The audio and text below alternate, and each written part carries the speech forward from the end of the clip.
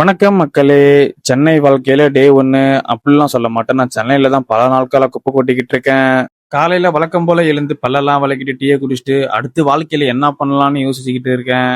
இந்த வீடியோ எடுக்கும்போது பாத்தீங்கன்னா வெள்ளிக்கிழமை.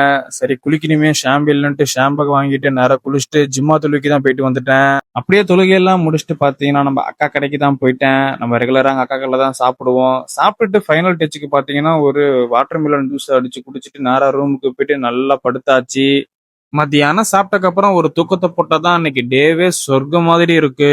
சரி சென்னையில நான் என்ன பண்ணிக்கிட்டு இருக்கேன்னு பாத்தீங்கன்னா ஸ்விக்கி தான் ஓட்டிக்கிட்டு இருக்கேன். ஸ்விக்கி ஓட்டிக்கிட்டே வாழ்க்கையில முன்னேறலான்னு பார்த்தா 4 தான் முன்னேறிக்கிட்டு இருக்கு. நாம அப்படியே தான் இருக்கோம்.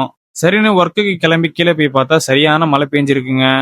சரி நல்ல கிளைமேட்டா இருக்கேன்னு அப்படியே ஒரு டீயை போட கிளம்பியாச்சு.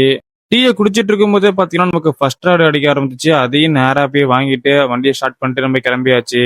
இன்னும் நம்ம சேனலை ஃபாலோ பண்ணாம பார்த்துட்டு இருந்தீங்கன்னா மறக்காம ஃபாலோ பண்ணிருங்க. இந்த ஆர்டர் பாத்தீங்கன்னா கிட்டத்தட்ட 12வது ஃப்ளோரு. சரி லிஃப்ட்ல ஏறி போயாச்சு. இனிமேல் நானும் நம்ம வாழ்க்கையில நடக்கிறதே விளாகா எடுத்து போடலான்னு முடிவு பண்ணியாச்சு. மறக்காம ஒரு சப்போர்ட் பண்ணிடுங்க. கஸ்டமர்கிட்ட ஆர்டர் கொடுத்ததும் அவருக்கு நமக்கு ஒரு கோக்கு கொடுத்தாருங்க.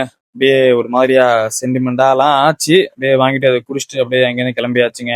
அப்படியே நைட்டு டின்னரை முடிச்சுட்டு கிட்டத்தட்ட மணி பார்த்தீங்கன்னா ஒன்னாச்சு இன்னைக்கு நைட்டு முடிக்கிறதுக்கு. ஏன்னா இன்னைக்கு வெள்ளிக்கிழமைங்கிறதுனால நான் நைட்டு மட்டும் தான் ஒர்க்குக்கு போனேன். அப்படியே நைட்டு வேலையெல்லாம் முடிச்சுட்டு சாப்பிட்டு அப்படியே ரூமுக்கு போயாச்சு. நீங்களும் மறக்காம நல்லா சந்தோஷமா ஹாப்பியா இருங்க.